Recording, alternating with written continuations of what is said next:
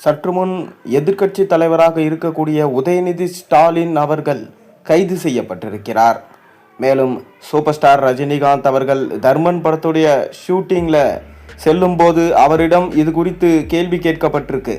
அதற்கு ரஜினிகாந்த் பரபரப்பான பதிலை சொல்லியிருக்கிறார்.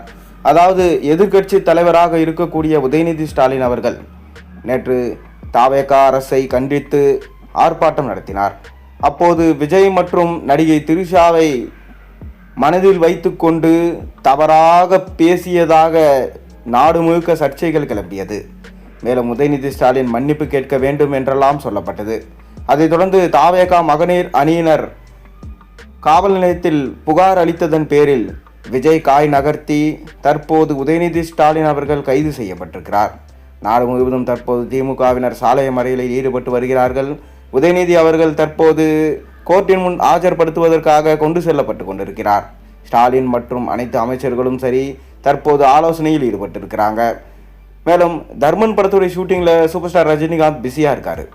தொடர்ந்து இன்று ஷூட்டிங்கில் கலந்து கொள்வதற்காக சென்ற ரஜினிகாந்திடம் நியூஸ் ரிப்போர்ட்டர்ஸ் தொடர்ந்து உதயநிதி ஸ்டாலின் அவர்கள் கைது செய்யப்பட்டிருக்கிறார், இது குறித்து நீங்கள் என்ன சொல்கிறீர்கள் என கேட்டபோது, அதாவது திமுக ஆளும் கட்சியாக இருந்தது. தொடர்ந்து விஜய் அவர்களின் அரசியல் வருகை திமுகவை ஓரம் கட்டிவிட்டு அவர் வெற்றியடைந்து விட்டார். மேலும் விஜய் அவர்கள் அவரது பாதையில் சென்று மக்களுக்கு நல்லது செய்தார் என்றால் நான் முதலில் சந்தோஷப்படுவேன். அதைத் தொடர்ந்து எதிர்க்கட்சியாக இருக்கக்கூடிய திமுக தலைவர் ஸ்டாலின் அவர்கள் எனது நண்பர், அவரது மகன் எனக்கு மகன் மாதிரி. மேலும் அவர் கைது செய்யப்பட்டிருக்கிறார் என சொல்லப்படுகிறது. அதற்கு காரணம் அவர் மகளிரை இழிவாக பேசினார் என சொல்லப்படுகிறது.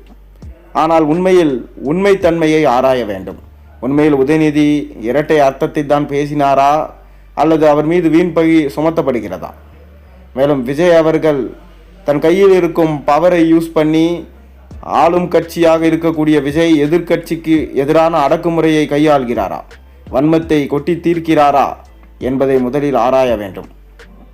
அப்படி இல்லை என்றால் எது நடக்குமோ அது நன்றாகவே நடக்கும்.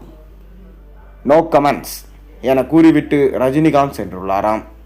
மேலும் ரசிகர்களோ தொடர்ந்து உதயநிதி ஸ்டாலின் அவர்கள் வெறி வர வேண்டும், அவரை விடுங்கள் என சாலை மறியலில் ஈடுபட்டிருக்கிறார்கள். ஆனால் உதயநிதி ஸ்டாலின், நான் இதை ஒரு காமெடியாக தான் பார்க்கிறேன், நான் சொல்லாத ஒன்றை எடிட் செய்து மார்க் செய்து நான் சொல்லியது போல மாற்றியிருக்கிறாங்க.